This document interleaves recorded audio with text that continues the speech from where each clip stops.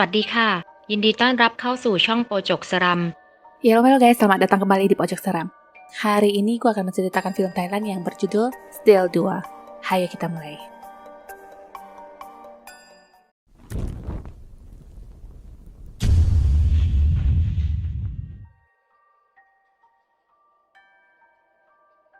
Seorang wanita yang sedang lembur diberitahu seseorang bahwa pacarnya sedang bersama perempuan lain lewat sebuah pesan. Pesan itu sepertinya tidak begitu mengganggunya, tapi yang lebih menarik perhatiannya sekarang adalah mesin fotokopi yang beroperasi sendiri. Hasil fotokopi itu sendiri tidak kalah anehnya, hanya seperti gumpalan rambut yang terjuntai. Karena itu gadis yang bernama N ini merasa ada baiknya pulang sekarang, dan di saat dia masuk ke dalam lift, ada suara perempuan yang menyuruhnya untuk menahan lift. Suara langkah kaki terdengar tapi tidak dengan sosok wanita tersebut. Sekarang N menutup pintu lift dan turun ke area parkir tapi tidak menemukan pacarnya yang bernama Pop yang biasanya menjemputnya. Saat N berjalan pergi, sekilas terlihat ada bayangan hantu perempuan di kaca. Singkat cerita, malam itu akhirnya N pulang dengan menumpang angkot. Di dalam angkot sendiri, N terus ditelepon Pop, tapi dia tidak mau angkat karena ngambek. Dia memilih mengirimkan pesan dengan berkata tahu bahwa Pop sedang pergi dengan siapa, yang padahal kenyataannya Pop sedang sendirian di mobil. Setelah itu ada lagi pesan masuk yang hanya mengirimkan gambar dari orang yang tidak dikenal. Menyadari para penumpang lainnya yang tampak aneh, N pun memilih untuk menutup telinga dengan headset. Sepanjang perjalanan, gadis yang duduk di sebelahnya menangis, sedangkan ponsel N tidak berhenti berdering tapi tetap aja dicuekin sampai dia tertidur. Sebangunnya, orang-orang di dalam angkot sudah tidak ada semua, dan posisi angkot juga berhenti di tengah jalan. N turun dan di sana terlihat ada sesuatu yang digantung di tiang seperti hiasan untuk memperingati sebuah kejadian. Supir tiba-tiba muncul dan berkata sedikit bermasalah dengan ban mobil, dan sudah membereskannya tapi tidak menjawab ketika ditanya kemana yang lainnya. Mereka pun melanjutkan perjalanan dan Pak Supir lagi-lagi tidak menjawab ketika dipanggil. Merasa ada yang tidak beres, N pun menelpon Pop, tapi anehnya yang terdengar di telinga Pop hanyalah suara wanita yang menangis. N sendiri tidak mendengar suara Pop yang akhirnya dia pun menutup telepon. Setelah itu dia mengambil gambar di dalam mobil dan mengirimkannya ke Pop dengan maksud ingin memberitahu keberadaannya. Di antara gambar ada satu yang memperlihatkan wajah perempuan yang padahal di sana hanya ada N seorang. Lebih menakutkannya lagi, ternyata memang ada hantu yang sedang duduk di kursi depan. Ada lagi sebuntal benang merah di kursi samping yang terhubung dengan sosok hantu di depan yang sedang merajut. Sebuah pesan masuk ke ponselnya yang memperlihatkan foto seseorang di angkot yang ditumpangi. Tiba-tiba sebuah kotak bedak terlempar ke depan dan saat-saat ini N mulai merasa takut. Lagi-lagi ada pesan masuk yang hanya berupa gambar berkali-kali. N meneriaki Pak Supir untuk menghentikan mobil tapi tidak digubris. Kini hantu perempuan pun muncul memperlihatkan diri dekat sekali dengan wajahnya yang membuat N semakin histeris. Jadi ceritanya dulu, N berkenalan dengan seorang pria yang sudah mempunyai pacar bernama Kalisa. Dari perkenalan itu berlanjut komunikasi yang lebih intens di antara keduanya. Ada momen di mana N dan Kalisa berada di dalam sebuah lift yang sama, di mana N juga sedang asik chattingan dengan Pop. Kalisa sendiri menanyakan Pop untuk makan bareng tapi chatnya tidak begitu direspon. Makin kesini hubungan mereka semakin renggang di mana biasanya Pop akan makan bareng bersama sampai menjemput pulang, tapi sekarang tidak lagi dan malah menjemput selingkuhannya. Singkat cerita, akhirnya mereka pun putus. Kalisa yang patah hati itu menumpangi angkot dan apesnya saat itu terjadi kecelakaan. Supir dan penumpang semuanya dinyatakan meninggal. Jadi intinya sekarang, N sedang menaiki angkot hantu bersama para hantu. Di tempat lain, Pop yang sedang mengendarai mobil juga dihantui. Kembali ke N, singkat cerita mobil N menabrak pembatas jalan dan nyungsep ke bawah. Sampai di sini, N ternyata masih selamat. Ada lagi pesan masuk yang lagi-lagi hanya berupa gambar. Dari banyaknya gambar yang terakhir itu gambar hantu perempuan yang membuat dia refleks untuk membuang ponselnya. Belum reda rasa takutnya tiba-tiba dari atas, mobil Pop pun menabrak pembatas jalan tol yang langsung menghantamnya. N pun langsung tewas seketika. Dua pria bernama Big dan Nong disuruh temannya yang bernama Beng untuk bertemu di sebuah rumah bordil. Pria berbaju hijau inilah yang bernama Beng dan dia langsung memesan gadis langganannya dengan nomor 16 bernama Dao. Gadis itu katanya sudah full book dan mereka diminta untuk melihat gadis-gadis lainnya. Maminya yang bertompel ini langsung kesengsem melihat ketampanan mereka dan berkata, dia bersedia melayani 1 lawan 2, tapi tidak ada yang tertarik untuk main adu pedang dengannya. Beng tetap meminta Dao dan si Mami pun segera mengeluarkan Dao dari markasnya. Dari ekspresinya, gadis ini tampak terpaksa menjual diri, apalagi si Mami yang terus menggertaknya. Singkat cerita, saatnya eksekusi dan Beng langsung menuju ke kamar 16, sedangkan kedua remaja ini masih pelengak-pelengok di luar kamar. Di sana terdengar suara tangisan perempuan dari sebuah kamar. Seorang pria berjalan keluar dan di sanalah gadis itu terlihat menangis sambil berkata tolong. Beng langsung mengajak kedua temannya untuk masuk ke dalam kamar dan mengingatkan untuk tidak ikut campur dengan urusan orang lain. Tak berapa lama ada yang menggedor pintu yang gak taunya si Mami Tompel yang mengantarkan Dao ke sana. Baru saja Big dan Nong ingin siap-siap membuka baju, Beng mengajak Dao untuk bersiap-siap kabur. Jadi ternyata ini memang sudah bagian dari rencana Beng untuk menyelamatkan Dao. Setelah mereka pergi, kedua bocah ini pun berencana untuk menyelamatkan diri, tapi sayangnya, para preman sudah di depan dan mereka pun diciduk. Entah gimana ceritanya, si kacamata ini pun ikut diborgol oleh kawanannya karena mereka mendadak tidak percaya dan menuduhnya sebagai pengkhianat.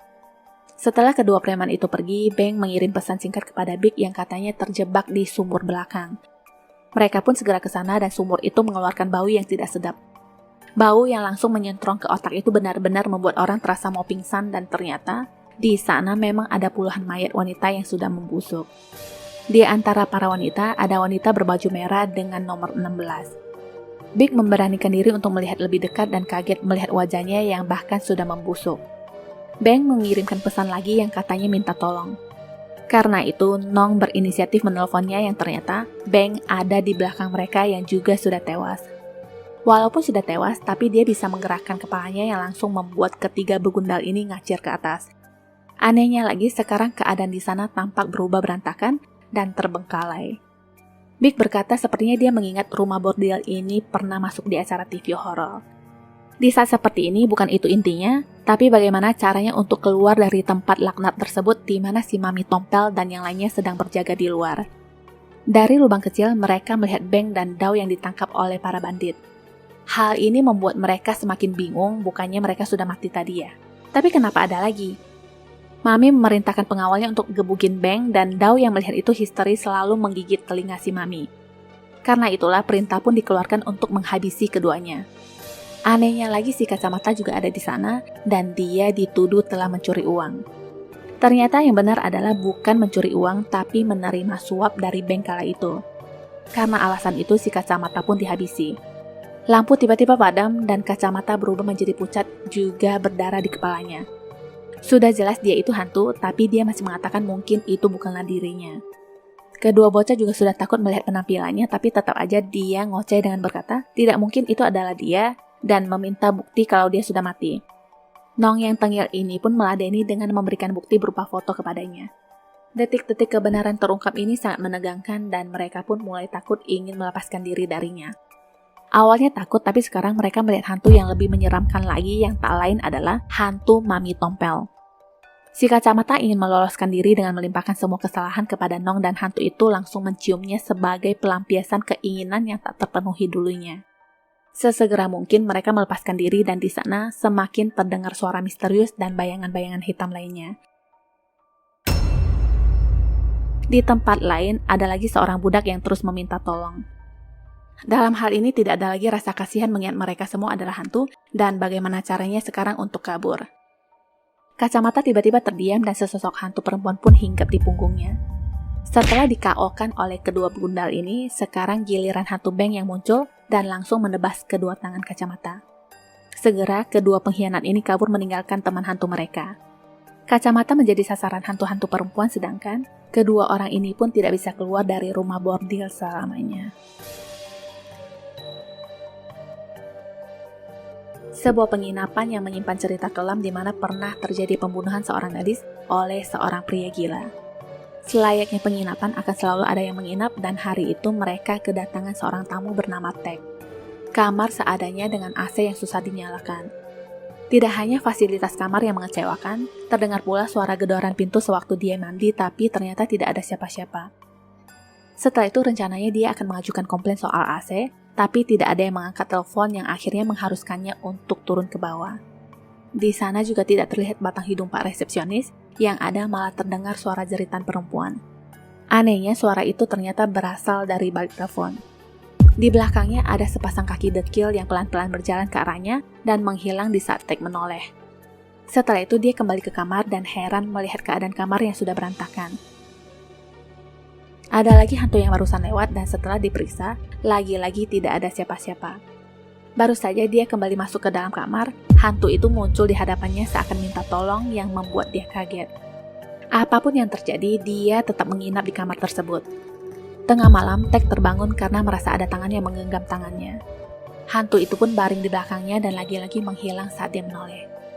Kalau tadi AC yang bermasalah, sekarang lampu pun berkedap-kedip yang akhirnya padam. Hantu itu muncul di atas lemari dan lompat ke arahnya lalu menghilang. Setelah itu ada lagi tangan yang keluar dari celah-celah AC. Tag menyalakan senter tapi tidak merasa bahwa hantu itu sudah berdiri di belakangnya. Tanpa basa-basi, hantu itu pun langsung mencekiknya di saat dia membalikkan badan yang entah ada dendam apa di antara mereka. Ternyata itu semua masih menyangkut masa lalu. Di hari wanita itu mendapatkan perlakuan kasar, Tag ternyata mendengar teriakan minta tolong perempuan itu, tapi dia memilih untuk tidak ikut campur. Sekarang, hantu perempuan itu marah dan melempar Tag ke tangga sesuai dengan apa yang terjadi dengannya dulu. Jasad perempuan itu dulu dimasukkan ke dalam dinding, lalu ditutupi dengan AC. Seorang pria bernama Non mengatakan pacarnya sudah meninggal, tapi dia sendiri tidak ingat bagaimana kejadiannya. Yang diakuinya adalah ketika dia bangun, Ploy sudah terkapar di lantai. Mayatnya sendiri ditaruh di dalam bagasi mobil yang sudah 2 hari. Karena satpam dan lainnya sudah mencium bau dan mulai curiga, Non pun akhirnya memutuskan untuk kabur dari apartemen. Sekarang Non meminta kedua temannya ini untuk membantunya. Ploy sudah dimasukkan ke dalam kotak besar yang dilakban dan kedua bocah ini diminta untuk mengangkatnya. Tetesan darah merembes dan lama-lama jasad itu pun terjatuh keluar. Kedua temannya ini terlihat sangat ketakutan tapi tidak dengan Non. Dia dengan santainya membereskan kembali jasad Ploy dan disusun kembali ke dalam kotak. Malamnya Non bermimpi tentang kebersamaannya dengan Ploy dan ada juga gambaran di mana Ploy sudah dibungkus plastik. Karena itu dia pun terbangun dan kedua temannya ini sudah tidak tampak ada di rumah. Ada suara pintu terbanting dan lampu tiba-tiba padam. Kursi goyang bergoyang sendiri, ditambah angin yang berhembus kencang menambah kengerian malam itu.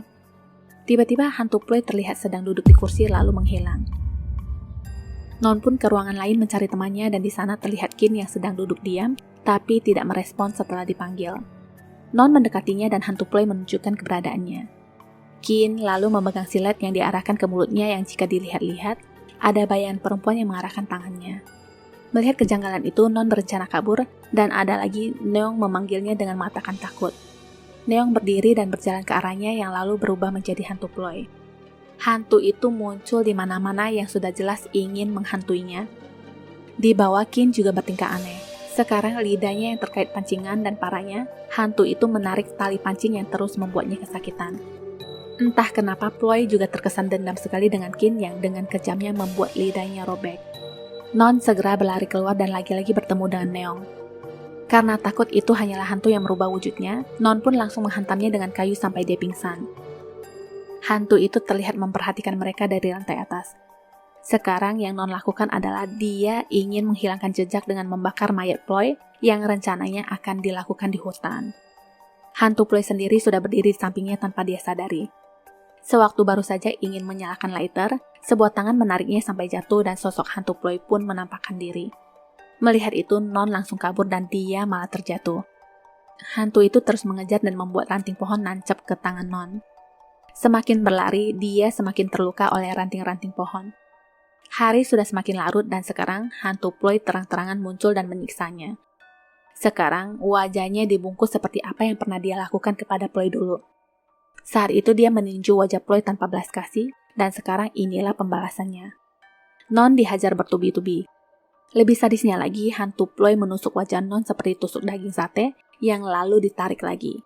Walaupun sakit gak karuan, tetap aja Non memilih kembali untuk membakar jasad Ploy. Diceritakan kembali dulu Ploy menghampiri Non di vihara saat dia sedang menjalani kehidupan spiritual sementara. Ploy memohon agar Non kembali kepadanya karena dia tidak bisa hidup sendiri dan berjanji akan berhenti dari pekerjaannya. Singkat cerita, Non setuju dan suatu hari mereka bertengkar hebat karena Ploy masih menjual diri. Sebenarnya uang yang dihasilkan pun diakuinya untuk melanjutkan hidup mereka berdua. Saat itu Ploy juga ketahuan hamil yang tidak tahu siapa ayah dari janinnya. Karena merasa mereka berbeda pandangan, Ploy pun mengemas barang dan ingin pergi. Nah, saat itulah Ploy dihabisi. Kembali ke masa sekarang. Non berpikir semua sudah berakhir dan rencananya dia akan pulang dengan mengendarai mobilnya. Tiba-tiba kaca mobilnya pecah dan dia pun mengalami kecelakaan. Segera dia ditolong oleh tim penyelamat dan anehnya lagi box jasad Ploy masih berada di dalam mobilnya. Karena itulah dia dijebloskan ke dalam penjara. Seorang pria yang duduk di pojokan menertawainya dan mengatakan hal-hal yang seakan tahu tentang apa yang sudah terjadi dengan Non.